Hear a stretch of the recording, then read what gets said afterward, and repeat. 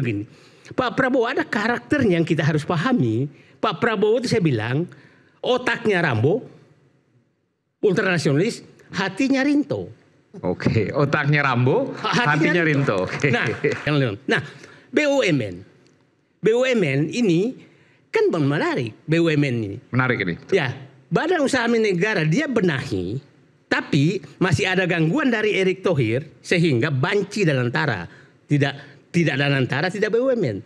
Akhirnya sekarang Pak Prabowo udahlah untuk BUMN ditata maka keluarkan Erick Thohir. Nah, ditunjuklah ini menjadi pelaksana tugas, bukan menteri loh. Bukan ad interim. Artinya ada cita-cita bahwa memang Pak Prabowo ingin dan antara lah yang ini, jangan lagi dualisme. Nah, itu cara beliau. Nah, sekarang oligarki ini sedang di ini betul. Oligarki ini pengusaha-pengusaha yang dulu penyokong Pak Jokowi, sebutnya begitu? Bukan, oligarki itu ada pengusaha yang menyogok kekuasaan penguasa, siapapun dia. Oke. Menyogok aparat. Dalam konteks ini, Bung Said mau mengatakan oligarki yang dulu mensupport Pak Jokowi? Bisa. Oke. Bisa juga presiden sebelumnya. Pak SBY? Ya bisa juga. Oke. Saya paham lah, saya kan mulai Pak Harto, saya paham pembeli penguasa semua ini. Nah, ini yang mau dihentikan oleh Pak Prabowo. Dia mau menghentikan betul, oligarki berhentilah kau membayar aparat, membayar politisi, membayar penguasa.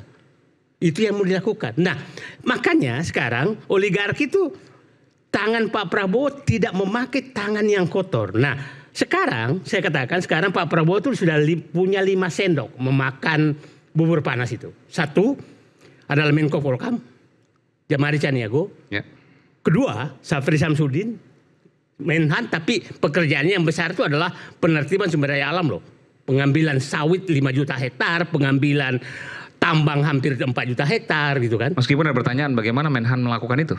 Ya itu karena Dewan Pertahanan, dia punya tim. Maksudnya Pak Prabowo ini betul bahwa yang sapu kotor itu dia nggak mau pakai. Dia nggak mau pakai. Mungkin belum diganti sekarang tapi tinggal menunggu waktu diganti. Nah, oligarki. Nah, aparat ini sedang dibenahi, makanya aparat jalan belok panjang lagi. Kalau kita kan berpikir, kenapa sih nggak ganti Kapolri aja? Kenapa harus lewat tim reformasi kepolisian, lewat Ahmad Doviri? Itulah Pak Prabowo. Karena sambil begini, Pak Prabowo ada karakternya yang kita harus pahami. Pak Prabowo itu saya bilang, otaknya Rambo, ultranasionalis, hatinya Rinto. Oke, otaknya Rambo, hatinya Rinto. Nah, ini kita harus pahami dia. Kita tidak pernah mendengarkan Pak Prabowo menghukum orang loh.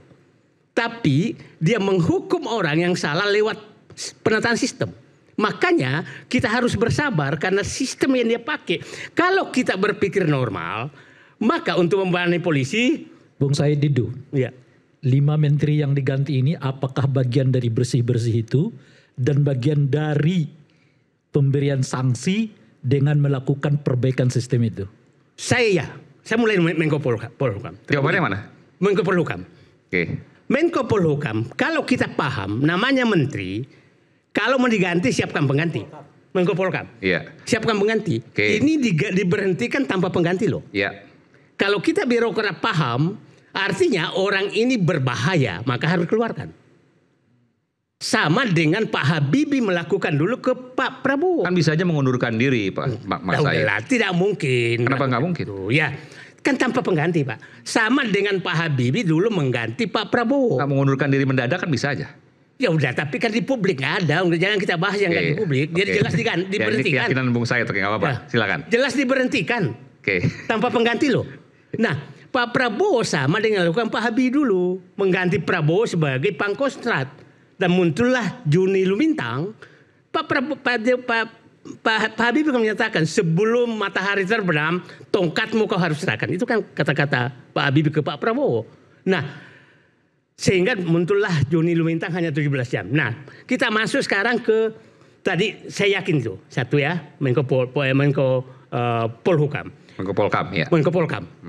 Sri Mulyani saya juga yakin itu seperti itu, bahwa itu memang masab monopoli kebenaran, pengolahan keuangan negara yang membuat amburadul ini harus dibuang. Harus dibuang dan dicari orang yang lain. Nah, kita masuk ke Menteri BUMN. Saya yakin betul bahwa ini Pak Prabowo agak kesal. Ini kan yang mengganggu kemarin keinginan Pak Prabowo mengembalikan posisi BUMN sebagai lembaga negara, bukan lembaga politik. Itu terhalang oleh Erick Thohir. Lobi-lobi dia. Maka dia udahlah, kau keluar aja, maka aku akan kendalikan. Jadi Pak Prabowo sekarang ini istilah saya bukan bersih-bersih. Menyingkirkan sapu kotor dan mengganti dengan sapu bersih. Bahwa jalannya berbelok itulah gaya. Bukan karena gaya dia tadi otaknya Rambo, hatinya Rinto. Termasuk ada mengatakan nextnya adalah ya, saya begini. Saya boleh Pak Prabowo sampai 20 Oktober harusnya sudah semua orang sekitarnya di presiden, men. Sampai 20 Oktober, 1 tahun pemerintahan. Orang yang loyal dengan Pak Prabowo. Loyal dan tidak lagi ada berdua muka.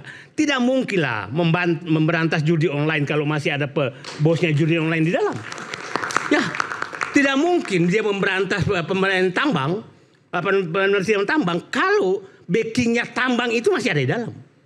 Karena pasti bocor semua, itu harus dikeluarkan semua supaya memang the presiden, man. Dan saya katakan sekarang, mungkin Pak Prabowo mulai agak tidur nyenyak sedikit karena sudah ada Jamari Saniago, ada Safri Samsudin, ada Purbaya, BUMN sudah enggak, Erick Thohir sudah enggak. Jadi kelihatannya saya berharap 20 Oktober 2025 orang-orang sekitar Prabowo sudah the presiden, man.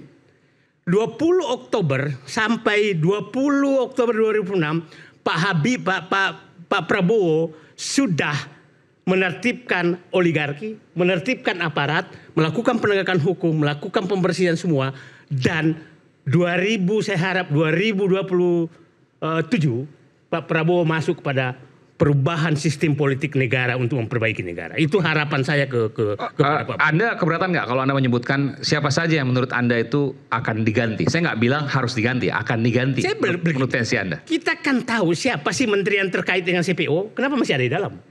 Kita tahu menteri-menteri yang masih terkait dengan impor gula, kan masih ada di dalam. Ya tahu saya. Ya kita. Gimana? Jangan marah lagi ya. Sebut aja namanya. Ya kan? Atau jabatannya minimal. Karena ada beberapa ini menarik memang. Iya. Nggak apa. Ada beberapa saya setuju deh. Oke. Ya, jadi saya kasih contoh gini. Oke. Benar. Jabatannya aja sebut masih jabatannya. dengar. Menteri Menteri yang berkasus. Oke lah. Kita selalu lah. Menteri apa namanya? Yang ketua PAN? Zulkifli Hasan. Ya. Menteri apa namanya? Menko Pangan ya. Menko Pangan. Nah, kita tahu aja lah. Menteri Koordinator Perekonomian kan sempat terungkap. Airlangga. Menteri apa namanya? Menteri SDM. Ya kan? Ya. Jadi ini namanya apa namanya? Yang dianggap bahwa ini mengganggu Kamtibmas terus menyiapkan Mendagri, Kapolri, sebutkan aja supaya Pak Presiden ini percaya. Beginilah, kasih contoh. Tadi Pak, Menteri SDM, Menko Pangan, Menko Perekonomian, Mendagri, Kapolri. Kapolri dan Menko Kesra, Menko Zulkifli PMK. Ya. Kok Zulkifli Hasan Menko Pangan? Menko Pangan. Menko Pangan. Maksudnya mau sebut dan Pak. ada juga menteri, menteri nggak pernah kedengaran. Menteri apa namanya tuh yang bekas nggak tahu apa kerjanya sekarang. Menteri yang bekas Setnek, Pratikno. Itu menteri apa? Saya nggak ngerti. PMK. Nah, jadi orang yang tidak bersih dan orang sampah